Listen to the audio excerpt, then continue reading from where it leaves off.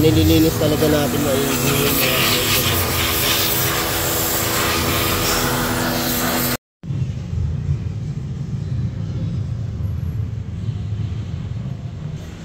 Kasi mga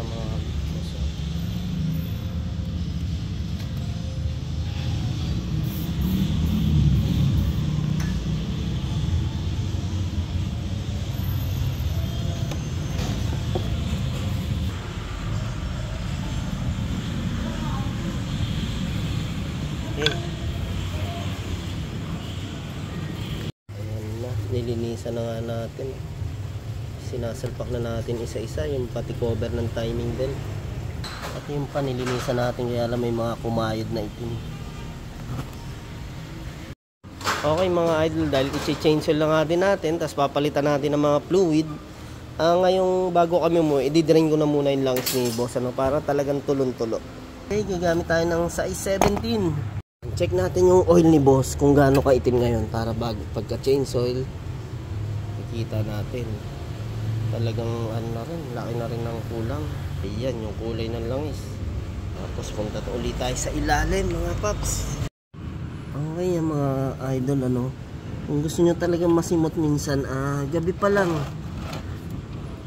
patulo nyo na yung langis, sobrang itim na rin. Para bukas tatakpan natin, sabay change oil na yun, sobrang itim mga idol.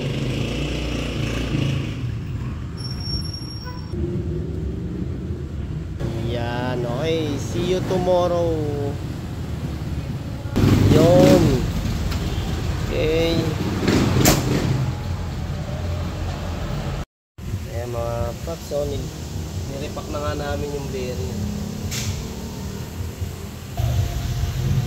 Ayan, nagre-repack po tayo ng bearing pag talagang mga 20,000 kilometers. Yan, kailangan po natin linisin ulit, tapos palitan ng grasa para hindi naman masira agad yung bearing, tsaka hindi imingay. Tapos lilinisin na nga po natin itong combustion. Sakto lang naman boss. Yan, okay. Yun, okay na nga. Natapos na namin yung adventures. Ayan, thank you kay bossing.